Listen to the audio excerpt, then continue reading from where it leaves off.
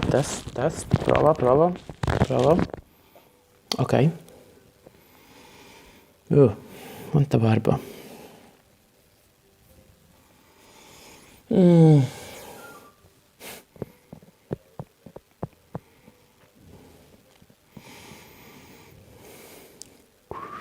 Ta-ta-ra-ta-ta-ta-tum. Ta-ta-ra-ta-ta-ta-tum. Ta-ta-ra-ta-ra-ta-ta-ra-ta-ra-ta-ta-ta. Ta-ta-ra-ta-ta-ta-tum. Ta-ta-ra-ta-tam-ta-tam. Ta-ta-ra-ta-ra-ta-ta-ra-ta-ra-ta-ta-ra. Do-do-do-do-do-do-do-do. Okay, welcome back, people, to the two who watching my previous audiobook. Today we continue Quag, the first novel ever written of Dungeons and Dragons and the Greek setting also. Quag is a book of Andrew Norton, and last time we read the first chapter. Today we go on with the second, I don't know, maybe third, I don't really know. So, let's start. Chapter 2, Wizard's Wiles.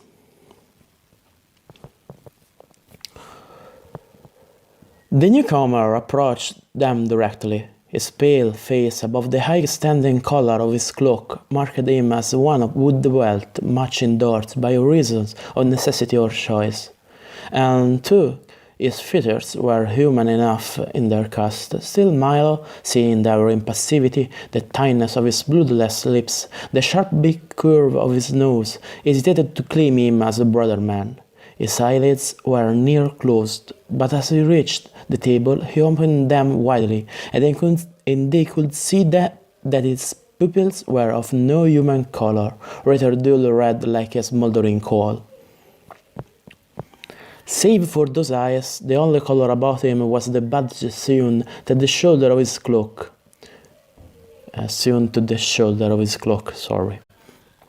And that was so intricate that Milo could not read its meaning. It appeared to be an entwining of a number of wizardly runes. When the newcomer spoke, his voice was low-pitched and had no more emotion than the monotone of one who repeated a set message without personal care for its meaning. "You are summoned." "By whom and where?"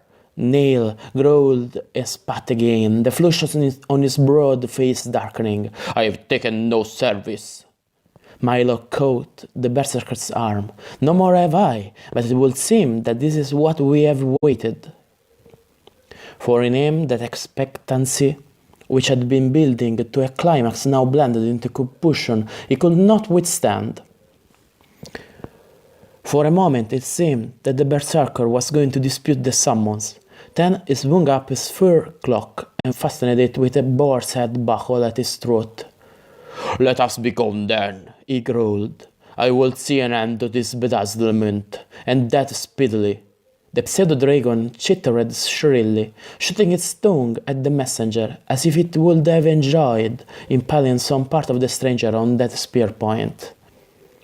Again Milo felt the nudge of spinning dice at his wrist. If he could only remember. There was a secret locked in that armlet, and he must learn it soon, for as he stood now, he felt helplessness like a sharp-set wound. They came out of Arvel's Hawks on the heels of the messenger. To the upper part of the city was well lighted. This portion was far too shadowed. Those who dwelt and carried out their plans here knew shadows as friends and defenses. However, as three of them strode along, they followed a crooked alley where the houses leaned above them as if eyes set in the upper stories would spy on passers-by. Milo's overactive imagination was ready to endow those same houses, closed and barred against the night and with seldom a dim glow to mark a small paned window, with knowledge greater than his own as if they snickered slyly as the three passed. Before they reached the end of the thieves' quarter, a dark form slipped from an arched doorway. Tug he had no warning from the armlet. Milo's hand instantly soaked his sword hilt. Then the newcomer fell into step with him, and the very dim light showed the green and brown apparel of an elf. Few, if any, of that blood were ever drawn into the ways of chaos. Now better light from a panel above the next door made it plain that the newcomer was one of the woods, not woods. His long bow, unstrung, was at his back, and he bore a quiver full of arrows tight packed.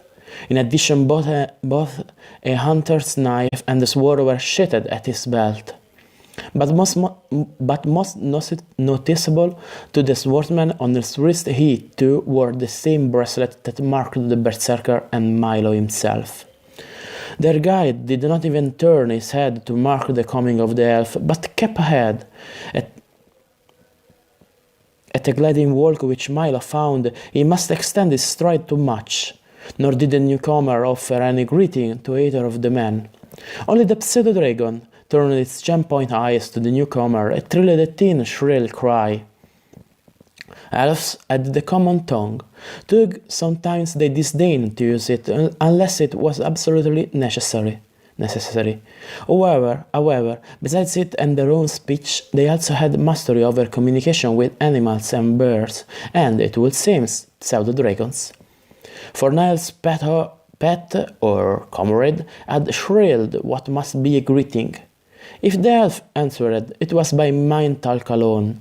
He made no more sounds than the shadows around them, far less than the hissing slip of their guide's footgear, which was oftentimes drowned out by the clack of their own boot heels on the pavement. They proceeded into wider and less winding streets, catching glimpses now and then of some shield above a door to mark a representative of Blackmare, a merchant of substance from Ernst, or the lands of the Holy Lords of Faraz. So the four came to a narrow way between two towering walls. At the end of that passage stood a tower. It was not impressive at first, as were some towers in Grey Oak. The surface of the stone facing was lumpy and irregular. Those spokes and rises, Milo noted, when they came to the single door facing the alley that had brought them and could see the door light, were carving as intricately enfolded and repeated as the patch upon their guide's cloak.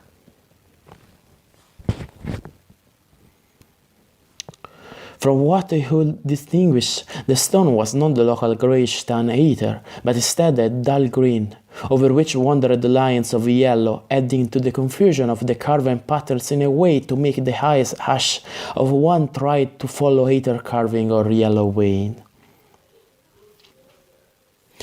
He whom they followed laid one hand to the door, and it swung immediately open, as if there was no need for bars or other protection in this place. Light, one yet brighter than they had seen elsewhere, flowed out to engulf them. Here were no baskets of fire wasp.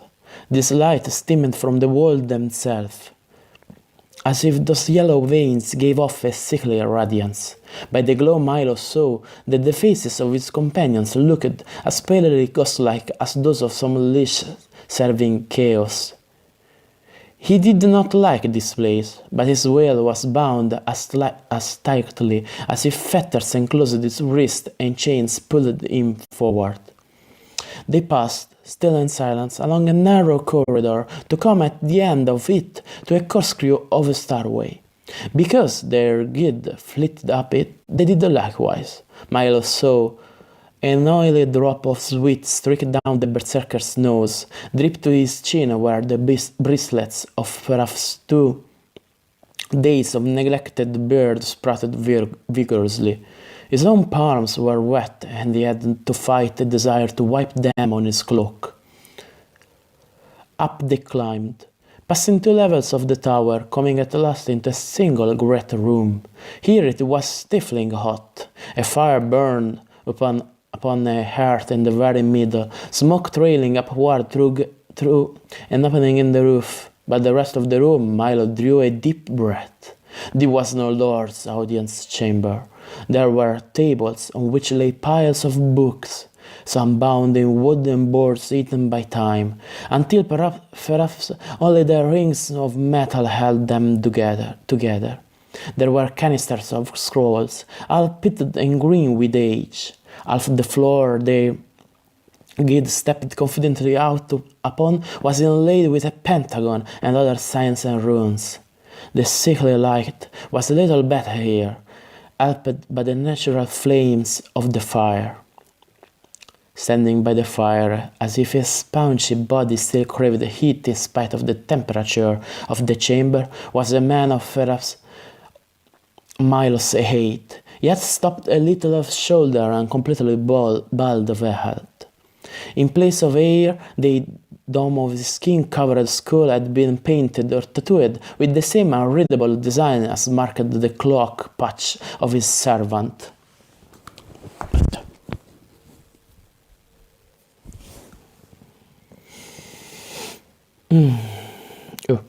Okay. He wore a grey robe, tied with what looked like a length of plain yellowish rope, and that the rope was marked with no design or symbol. His right wrist, Milo was quick to look for that, was bare of any copper die-set bracelet. He could have been any age. Wizards were able to control time a little for their own benefit, and he was plainly in no cheerful mood. Yet, as the swordsman stepped up beside Niall, the elf quickly closed in to make a third. Milo, for the first time, felt free of compulsion and constant surveillance. The wizard surveyed them critically as a buyer in the slave market might survey proffered wares. Then he gave a small hacking coug, when smoke puffed into his face, and waved a hand to drive away that minor annoyance. Nael Fengtut, Milo Yegun, Ingrge. It was not as if he meant the listing of names as his greeting, but rather as if he were reckoning up a sum important to himself. Now he beckoned, and from the other side of the fire 4 others advanced. I am, of course, Istaspes, and why the great powers so fit to draw me into his meeting. He scowled, but if one deals with the power... No, sorry. But if one deals with the powers, it is a two-way matter and one pays their price in the end. Behold your fellows. His wave of the hand was theatrical as he indicated the 4 who had come into full sight.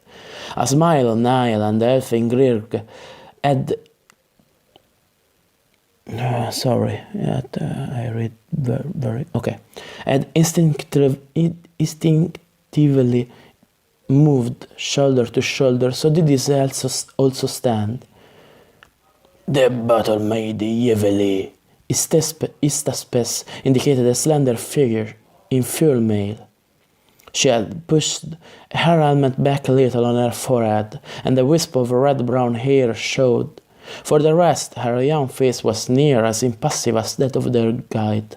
She wore, however, Milo noticed, what he was beginning to consider the dangerous bracelet.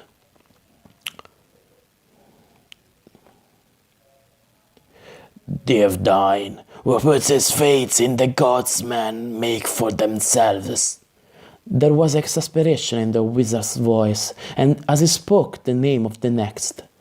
By his robe of grey, faced with white, Devdine was a follower of Landron of the Inner Light, and of the third rank, but a bracelet encircled his wrist also.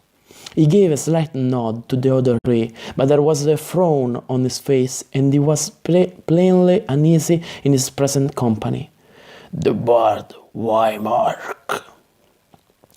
The red-headed man, who wore a skull-filled harp in a bag on his back, smiled as if he were playing a part, and was slightly amused at both his own role and the company of his fellow players. And, of course, gold. Ista's visible exasperation came to the surface as indicated the last of the four. That introduction was answered by a low growl from Neil Fangtooth. What mere shares to venture with an eater of carrion? Get you out, Scaleskin, or I'll have that skin off your back and ready to make me boots. The lizardman's stare was unblinking. He did not open his fanged jaws to answer Tug. The lizard people used and understood the common tongue well enough, but Milo did not like the way that the reptilian gaze swept the berserker from head to foot and back again. Lizardmen were considered neutral in the eternal struggles and skirmishes of law and chaos. On the other hand, a neutral did not awake trust in any man. Their sense of loyalty seldom could be so firmly engaged that they would not prove traitors in some moment of danger, and this specimen of his race was formidable to look upon. He was fully as tall as Neil, and in addition to the wicked sword of bone double-edged with teeth that he carried, his natural armament of fang and claw was weaponry even a hero might consider twice before facing. Yet on his scaled wrist, as on that of the bard and the cleric, was the same bracelet. Now the wizard turned to the fire, pointed the forefinger. Phrases of a language that meant nothing to Milo came from his lips in an invoking chant. Out of the heart of the flame spread more smoke, but in no random puff. This was a serpent of white which writhed through the air, reaching out. It split into two, and one loop of it fell about Milo, Neil, and the elf before they could move, noosing around their heads, just as the other branch noosed the four facing them. Milo sputtered and coughed. He could see nothing of the room now, or of those in it, but...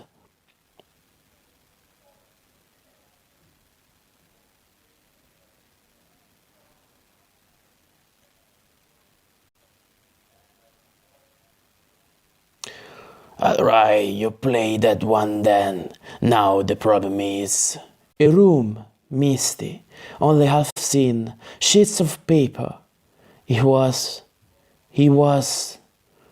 Who are you? A voice boomed through the mist with the resonance of a great bell. Oh, sorry. Who was he? What a crazy question. He was Martin Jefferson, of course. Who are you? Demanded that voice once more. There was such urgency in it that he found himself answering it. Martin Jefferson, what are you doing? His bewilderment grew. He was playing a game. Something Extim had suggested that they practice up on for the convention using the new QK figures. That was it, just playing a game. No game! The moving voice denied that, leaving him bewildered, completely puzzled. Who are you? Martin wet his lips to answer. There was a question of two of his own for which he wanted an answer. The mist was so thick he could not see the table, and that was not Extim's voice, it was more powerful. But before he could speak again, he heard the second voice. Nelson Langley. Nels. That was Nels. But Nels had not come tonight. In fact, he was out of town. He hadn't heard from Nels since last Saturday. What are you doing? Again that relentless inquiry. I'm playing a game. Nels' voice sounded strong enough, and yet as if this unending fog muffled it a little. No game! For the second time that curt answer was emphatic. Answer. Martin tried to break through the fog. This was like one of those dreams where you could not get away from a never-encroaching shadow. Who are you? James Ritchie. Who was James Ritchie? He'd never heard of him before. What was going on? Martin longed to shoot out that question and discovered that he could not even shape the words. He was beginning to be frightened. Now, if this was a dream, it was about time to wake up. "What are you doing?" Martin was not in the least surprised to hear the same answer he and Nels had given. The same denial followed. "Who are you?" "Susan Spencer." This was the girl's voice, again that of a stranger. Then came three other answers. Lloyd Collins, Belford, McStain. The smoke was at last beginning to thin Martin's heart. It was Martin Jefferson, and he was dreaming, but as the smoke drifted away in ragged patches, he was not back at the table with Dexter. No, this was the Tower of Istaspes. It was Milo Yeagon, swordsman, but he was also Martin Jefferson. The worrying memories in his skull seemed enough for a wild moment or two to drive him mad. "You see?" The wizard nodded as his gaze shifted from one of the faces to the next. Masterly and as evil as the 99 Saints of Salzak, the spirit murderer. The wizard seemed divided too, as if he both hated and feared what he might have learned from them. Still, a part of him longed for the control of such a power, as had done this to them. "I am Susan." The battle-maid took a step forward. "I know I am Susan, but I am also Evie, and these two tried to live within me at once. How can this thing be?" She flung up her arm as if to ward off some danger, and the light gleamed on her bracelet. "You are not alone," the wizard told her. There was no warmth of human feeling in his voice. It was brisk in tone, as if he would get on to other things at once. Now that he had learned what he wished of them, Milo slipped off his helm, let his mail coif fall back against his shoulders like a hood so he could rub his itching forehead. "I was playing a game." He tried to reassure himself that those moments of clear talk within the circle of the smoke were real, that he would win out of this. "Games," spat the wizard. "Yes, it is those games of yours, fools that you are, that have given the enemy his chance. Had it not been that I, who know the lesser and the larger spells of Ulick and Dom, was searching for an answer to an archaic formula, you would already be his things. Then you would play games right enough, his games and for his purpose. This is a land where law and chaos are ever struggling one against each other. But the laws of chance will let neither game full sway. Now this other threat has come to us, and neither law nor chaos are boundaries for him or them, for even yet we know not the manner or kind of what menaces us. We are in a game?" Milo rubbed his throbbing head again. "Is that what you are trying to tell us?" "Who are you?" snapped the wizard, as if he struck with a war axe and without any warning. "Martin, Milo Yeagon." Already the Milo part of him was winning command, driving the other memory far back into his mind, locking and barring doors that meant its freedom. Istaspes shrugged. "You see, and that is the badge of your servitude that you set up upon yourselves, in your own sphere of life, with the lack of wit only fools know." He pointed to the bracelet. Niall dug at the band on his wrist, using his great strength, but he could not move it. The elf broke the short silence. "It all seems, Master Wizard, that you know far more than we do concerning this matter, and that also you have some hand in it, or we will not be gathered here to be shown what you deem to be sorcery behind it. If you were brought to this world to serve your unknown menace, then you must have some plan." "Plan!" the wizard near shouted. How can a man plan against that which is not of his word or time? I learned by chance what might happen far enough in advance so that I was able to take precautions against a complete victory for the enemy. Yes, I gathered you in. It, them, are so confident that there was no part ready and waiting for you to play. The mere fact that you were here perhaps accomplished the first purpose toward which the enemy strives, but so little am I in advance of what is to come.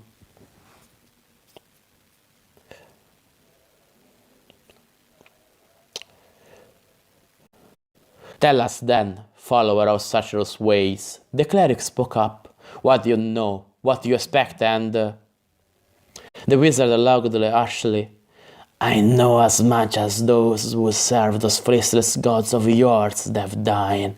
If there are any gods which is problematical, why should they concern themselves with the fates of men, or even of nations? But yet, I will tell you what I know. Chiefly because you are now tools of mine, Meinel, and you shall be willing tools. For this has been done to you against your will, and you have enough of the instincts of lifekind to resent such usage. Carl! He clapped his hands. From the darker end of the room moved the messenger who had led Milo and his comrades. Bring stools and drink and food, for the night is long, and there is much to be said here. Only Gould, the lizard man, disdaining the stool, curling up on the floor, his crocodile's knotted head supported on his hands, with never a blink of his eyelids, so that it might have been a grotesque thought. But the rest laid their weapons down and sat in a semicircle, facing the wizard, as if they were a class of novices, about to learn the rudiments of charm. Istaspes settled himself in a chair, Carl dragged forward, to watch as they drank from goblets fashioned in the form of queer and fabulous beasts, and ate dark, tug bread spread with strong-smelling but good-tasting cheese. Tug Myers had still aged. He had lost that terrible sense of inner conflict, and for that he was glad. Still I remembered, as if that were the dream, that once he had been someone else in another and very different world. Only that did not matter so much now, for this was Milo's word, and the more he let Milo's memory rule him, the safer he was.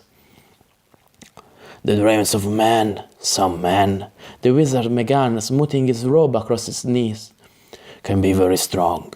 We know this, we seekers out on knowledge that has been found, lost, hidden, and found again, many times over. For man has always been a dreamer, and it is when he begins to build upon his dreams that he achieves that which is his greatest of gifts. We have discovered that it may be entirely possible that what a man dreams in one world may be created and given substance in another. And if more than one dream the same dreams strive to bring them to life, then the more solid and permanent becomes that other world. Also dreams seep from one space-time level of a world to another, taking root in new soil, and there growing, perhaps, even to correct permanence. You have all played what you call a war game, building a world you believe imaginary, in which to stage your adventures and explore. Well enough, you say, what harm lies in that? You know it is a game. When it is done, you put aside your playthings for another time. Only, what if the first dreamer who invented this world according to your conception gathered unknowingly dream knowledge of one that did and does exist in another time and space? Have you ever thought of that, huh? He leaned forward, a fierceness in his eyes.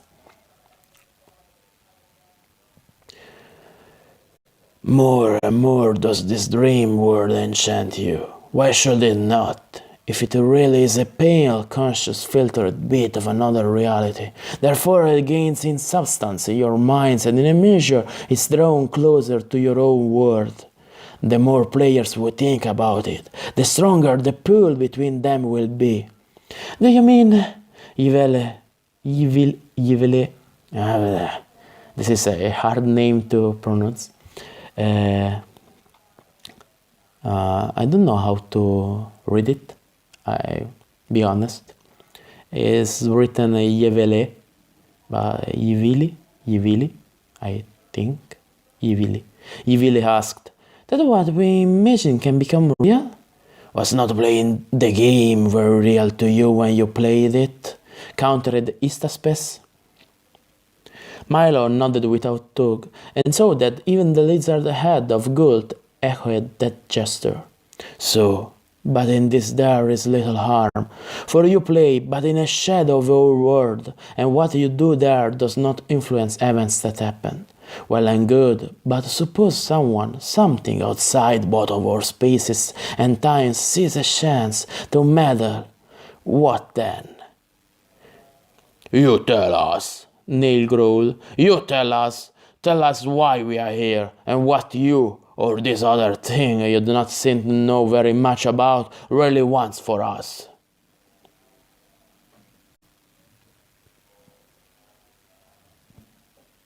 End of chapter 2. I drink a sip of water. I remember I'm an Italian guy, so I'm not very good at reading English, but I improve, I hope. Okay.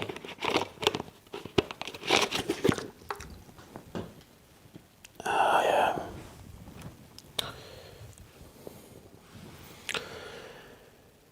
Chapter 3. Gears Bound.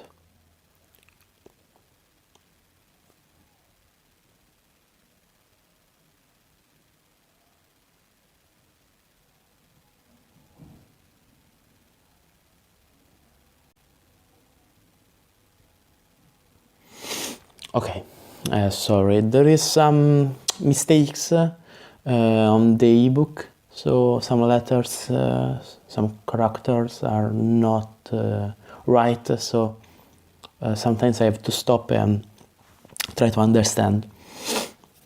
So, chapter 3, Yes Bound. Insofar as I have learned, it is simple enough. The wizard waved his hand in the air.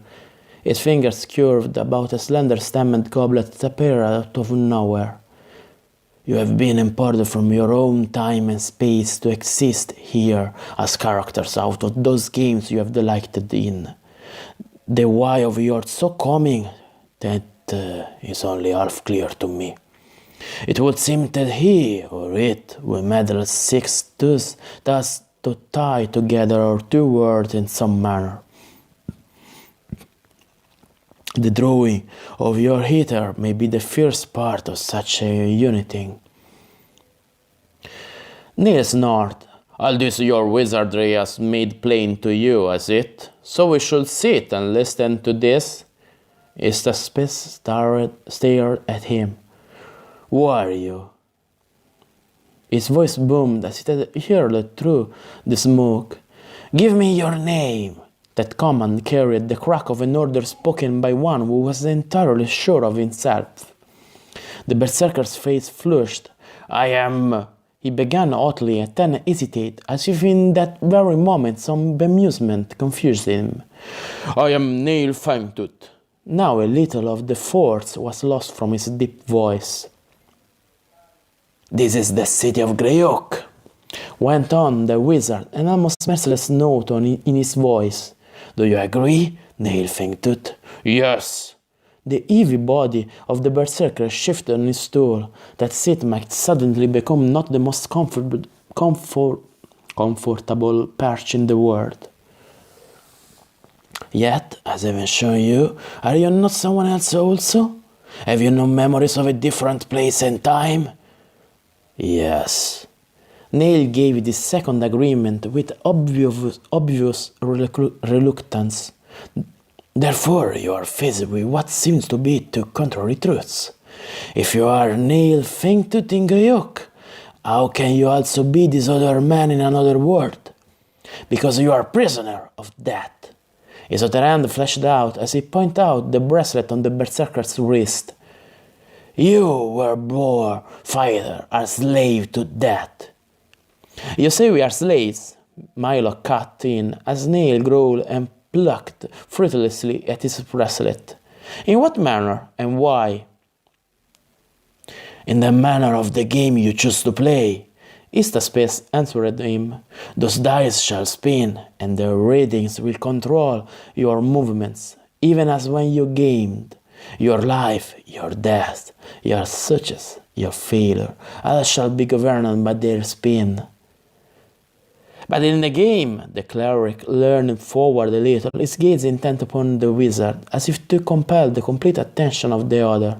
We throw the dice. Can we control these so firmly fixed? Istaspace nodded. That is the first sensible question, he commented. They teach you a bit of logic in those dark, gloomy abysses of yours, do they not, after all, priest? It is true you cannot strip those bits of metal from your wrist and throw their attachments, leaving to luck or to your gods, whichever you believe favor you, the result. But you shall have a warning an instant or two before the spin. Then you must use your wits to go how much of those you can summon. He shot a glance at Nail that was anything but complimentary. Remains unknown. If you concentrate on the dice when they begin to spin, it is my belief that you will be able to change the score which will follow to perhaps only by a fraction. Milo glanced about the half-circle of his unsoaked companions in this unbelievable venture. Ingrid's face was impassive, his eyes veiled. The elf stared down, if he were not looking outward at all, at the band resting on his knee, the bracelet just above that. Neil scowled blackly, still pulling at his band as if strength and will could lose it. Goldbat did not move, and who could read any emotion on a face so alien to humankind? Evie was not frowning. Her gaze was centered fully on the wizard. She had raised one hand and was running the nail of her thumb to trace the outline of her lower lip, a gesture Milo guessed that she was not even aware she made. Her features were good, and the escaped tress of hair above her sun-browned forehead seemed to give her a kind of natural aliveness that stirred something in him. Though this was certainly neither the time nor place to allow his attention to wander in that direction. The cleric had pinched his lips together. Now he shook his head a little, more in time. Milo decided to his own thoughts than to what the wizard was saying. The bard was the only one who smiled. As he cocked Miles' wandering eyes, the smile became an open grin, as if he might be usually enjoying all of this. We have been taught many things, the cleric replied with a faint repugnance. He had the countenance of one forced into speaking against his will. We have been taught that mind can control matter. You have your spells, wizard. We have our prayers. He drew forth from the bosom of his robe a round of chain on which dual silver bats were set in patterns of 2 or 3 together. Spells and prayers, Istaspace returned, are not what I speak of. Rated of such power of mind as is lying dormant within each of you and which you must cultivate for yourselves. Just when and how do we use this power? For the first time, the bard Wymark broke in. There is some error in the book. You will not have summoned us here, your power in possession. He gave that title a twist, which hinted at more than common civility, perhaps satire. Unless we were to be of us to you in some manner. For the first time, the wizard did not reply at once. Instead, he gazed down into the goblet he held, as if the dregs of the liquid it now contained could be used as the far-seeing mirror of his craft. There is only one use for you, he stated dryly, after a long moment. That being? Wymark persisted when Istaspes did not at once continue.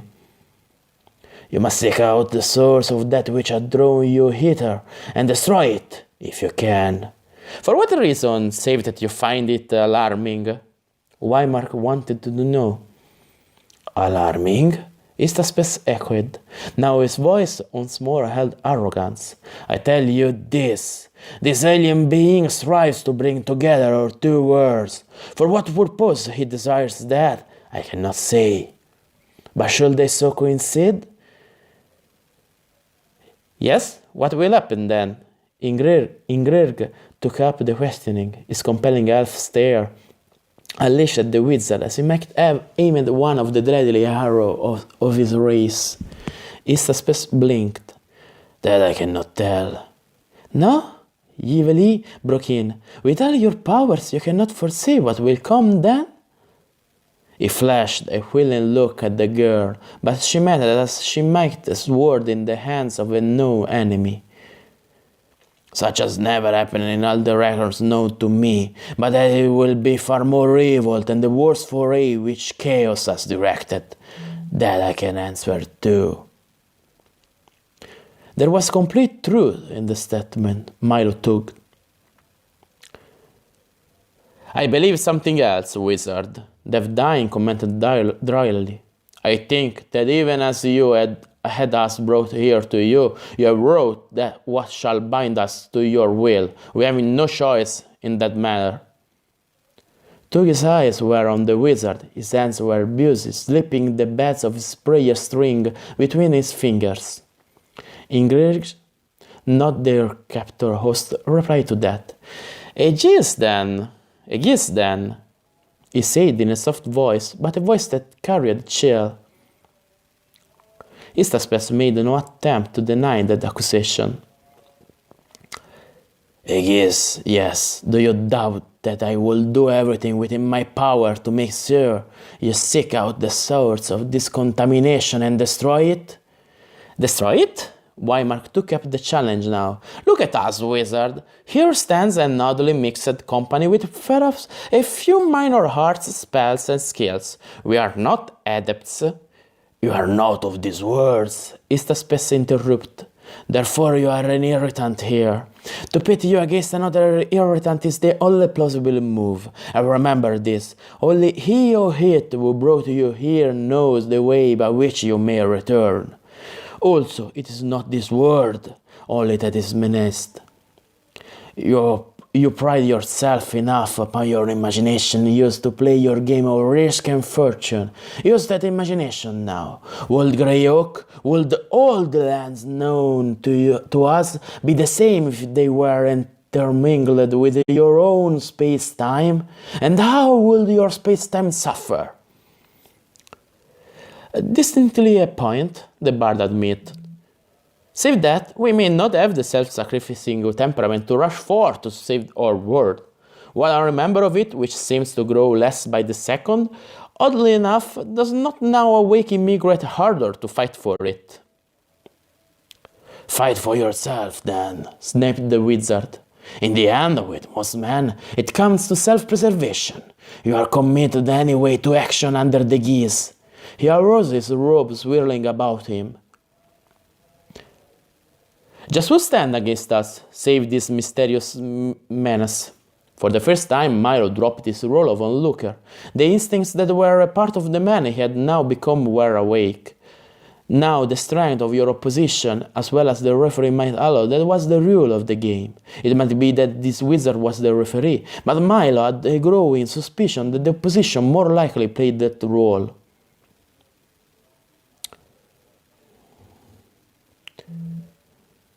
What of chaos? Istaspes frowned. I do not know.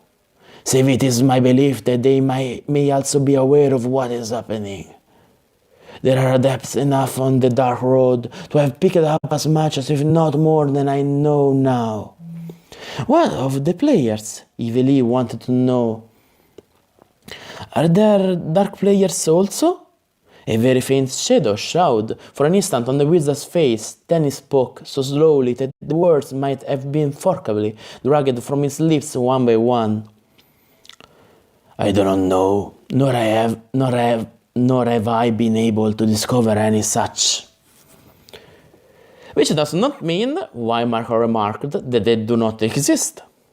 A pleasant prospect. You can give us some slight assurance that we may limit to control the roll of this. He shook his hand a little so that the dice trembled on their gimbals, but did not move. To our advantage. It is wrong, Neil's deep voice rang out. You have laid a geese on us, wizard. Therefore, give us what assistance you can, by the rule of law which you purport to follow. That is our right to claim. For a moment, Istaspes glared back at the berserker as if the other's defiant speech offered insult. Visibly, he mustered a fierce temper-born response. I cannot tell you much, berserker, but yes, what I have learned is at your service now. He arose and went to one of the tables on which were piled helter-skelter the ancient books and scrolls. Among these, he made a quick search until he located a strip of parchment, perhaps a yard long, that he flipped open to drop upon the floor before their half-circle of stools. It was clearly a sketchy map, as Milo began to recognize, but that weird mixture of two memories to which he privately wondered if he would ever become accustomed. To the north lay the Grand Duchy of Ernst, for Greyhawk was clearly marked nearly at the edge of the sheet to his right. Beyond that dwelled the great kingdom of Blackmoor. To the left or west were mountains scattered in broken chains, dividing smaller kingdoms one from the others. Rivers, fed by tributaries, formed boundaries for many of these. This cluster of nations ended in such unknown territories as the dry steppes, which only the noble riders of Lar dare venture out upon, the few watering places therein being hereditary possessions of those clans. Farther south was the awesome Sea of Dust, from which it was said no expedition, no matter how well equipped, had ever returned. There were legends concerning its lost and buried ship, buried ships, and the treasures that still might exist within their petrified cargo holds. The map broke them edging forward. Leaning over the parchment, Milo sensed that perhaps some of this company recognized the faded lines, could identify features that to him were but names, but that exist for them in the grafted-on memories of those they had become. North, east, south, west, exploded Neil. Where does your delving into the whole knowledge suggest we begin, wizard? Must we wander over half the world, perhaps, to find this menace of yours and whatever fortress it has made for itself? The wizard produced a staff of ivory, so old that it was a dull yellow, and the carving on it worn by much handling into unidentifiable indentations. With its point, he indicated the map. I have those who supply me with information, he returned. It is only when there is silence from some such that I turn to other methods. Here, the point of the staff aimed a quick, vicious thrust at the southwestern portion of the map. Beyond the last race of civilization, if one might term it that, represented by the Grand Duchy of Geoff, a place the prudent avoided since civil warfare between two rivals for the rule had been going on now for more than a year, and both lords were well known to have formally accepted the rulership of chaos. The duchy lay in the foothills of the mountain chain, and from its boards always providing, one could find the proper passes. One might emerge either into the dry steppes or the Sea of Dust, depending upon whether one turned either north or south.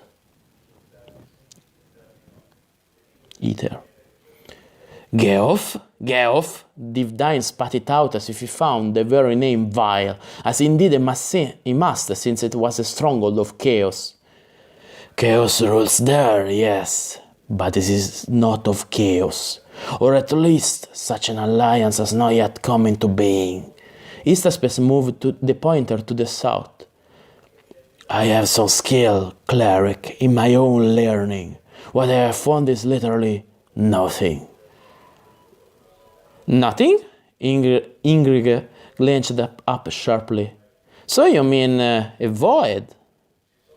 The elf's nostril expanded, as if, like any animal of those woods, his people knew better than Istapes might know his spells. He chanted something. Yes, nothing. My seekings meet with only a befogged nothingness. The enemy has screens and protections that answer what a barrier not even a guest-burdened demon of the 4th level can penetrate. Divdine spun his chain of prayer bats more swiftly, muttering as he did so. The wizard served low, but he was certainly admitting now to using demons in his service, which made that claim a little equivocal. Istaspes was swift to catch the cleric's reaction, and shrugged as he replied, In a time of stress one uses the weapon to hand, and the best weapon for the battle that one can produce. Is that not so?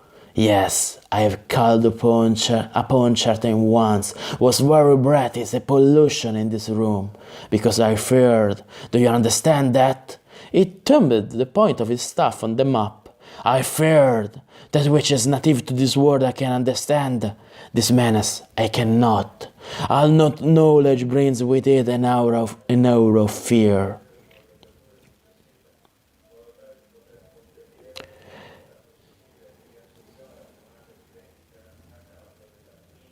The thing you seek was a little careless at first.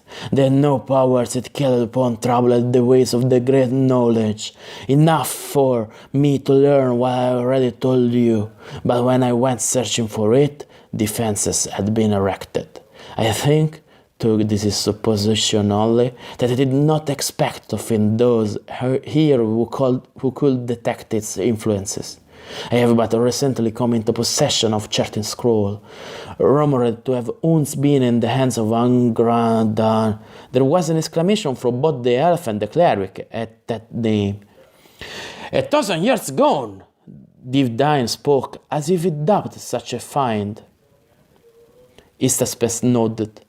More or less.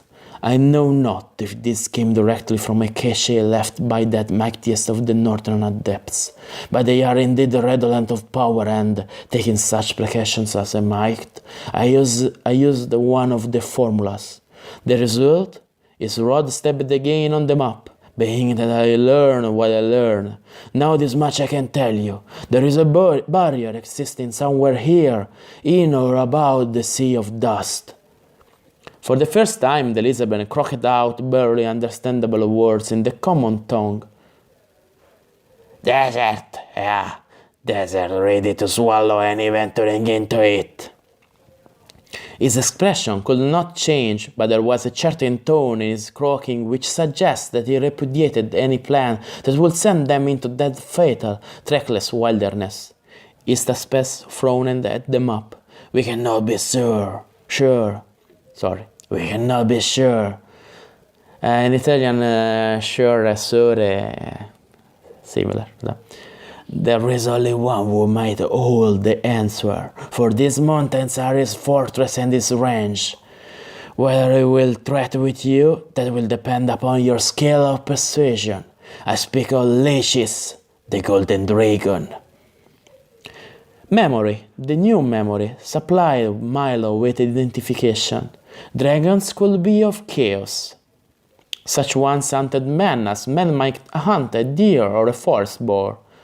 But Leishis, who was known to have supported law during thousands of years of such struggles, for the dragons were the longest lived of all creatures, must have a command of history that had become only thin legend as far as men were concerned. He was in fact the great lord of his kind. Tug he was seldom seen now, and had not for years taken any part in the struggles that swept this world. Perhaps the doings of lesser beings, or so most humankind will seem to him, bad come to bore him. Sometimes she wrote bad for head. I wrote bad because it's written bad, but it's head. The book is not perfect, sorry.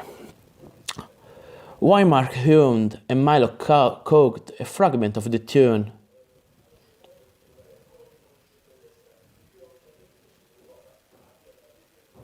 The Harrowing of Iron knows, a saga or legend of man, once might have been true history of a world crumbled now into dust and complete forgetfulness. Iron Nose was the great demon called into being by early adepts of chaos, laboring for half a lifetime together. He was intended to break the law forever. It was leashes who roused and did battle. The battle had raged from Blackmoor out over Great Bay, down to the Wild Coast, ending in a steaming, boiling sea from which only leashes had emerged. The Golden Dragon had not come unwounded from that encounter. For a long time he had disappeared from the sight of man. So, before that disappearance, he had visited the adepts who had given Iron Nose being. Of them and their castle was left there after only a few fire-scorched stones and an evil aura that kept even the most hardy of the adventurers out of that particular part of the land to this very day. So, we seek out leeches, Ingrid remarked. What if he will have no word with us? You, Istaspes swung to nail, that creature of yours. Now he pointed the staff at the pseudo-dragon, curled against the berserker's thick neck just above the edging of his mail, as if they had turned into a torque. No longer a living thing. Its eyes were mere slits showing between scale lids, and its jaws were now firmly closed upon the spear-pointed tongue. In that creature you may have a key to leeches. They are of one blood, tucked near as far apart in line as a snake and leeches himself. However, now he shrugged and tossed the ivory rod behind him, not watching, as it landed neatly on a tabletop. I have told you all I can. We shall need provisions, mounts. Yveline's thumb again caressed her lower lip. Istaspes' lips twist. Perhaps the resulting grimace served the wizard for a smile of superiority. The elf nodded briskly. We can take nothing from you, save that which you have laid upon us, the geese. With that part of power lore born into his kind, they appeared to perceive more than the rest of their company. All I might give would bear the scent of wizardry. Istaspes agreed. So be it. Milo held out his hand and looked down at the bracelet. It would seem that it is now time for us to test the word of this and see how well they can serve us. He did not try to turn any of the dice manually. Instead, he stared at them, seeking to channel his thought into one command. Once, in that other time and world, he had thrown just such dice for a similar purpose. The sparks which marked their value began to glow.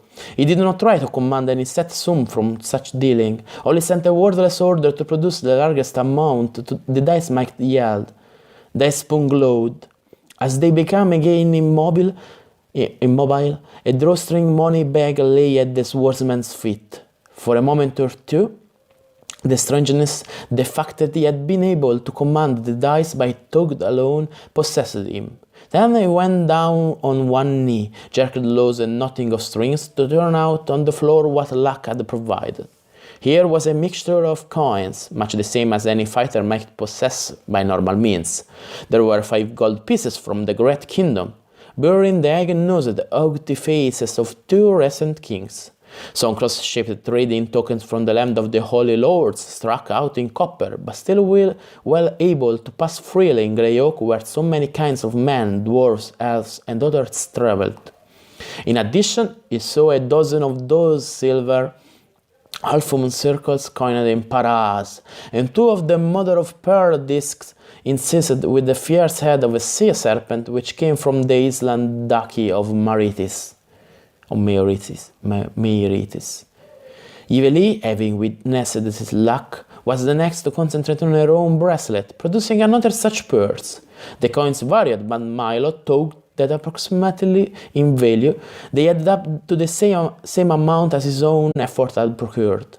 Now the others became busy. It was Dave Dine who, through his training as a clerk, was best able to judge the rightful value of unusual pieces.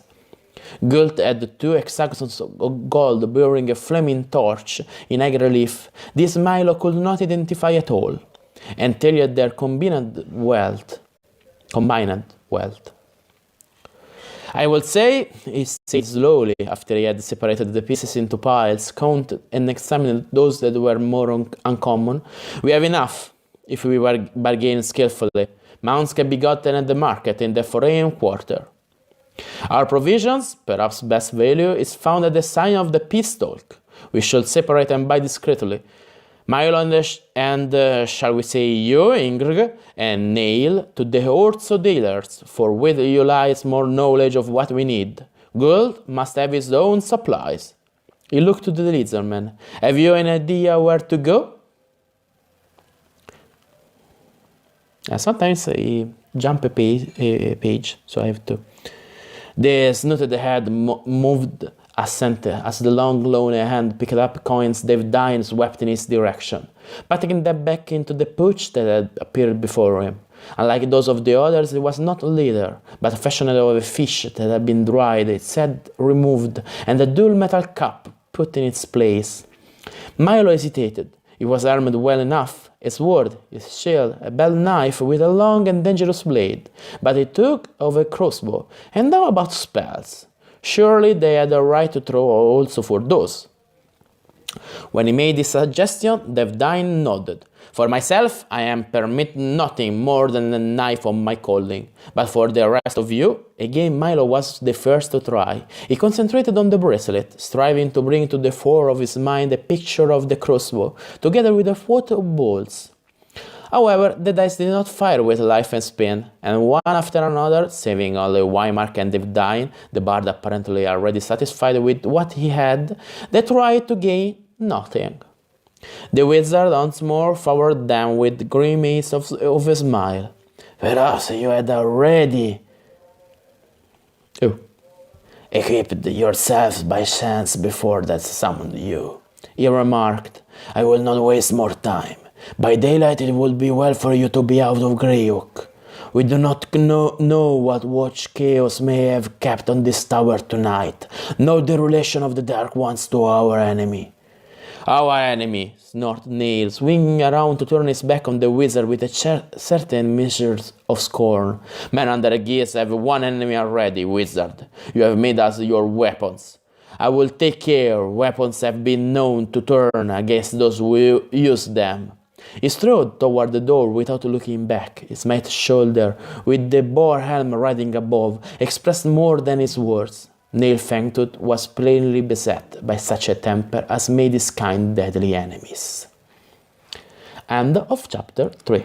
And for today, I think is enough. Yes. Friday, we continue with another 2 chapters, I think. I'm not really sure. It depends on time. So, good evening and to the next time. Bye. Click.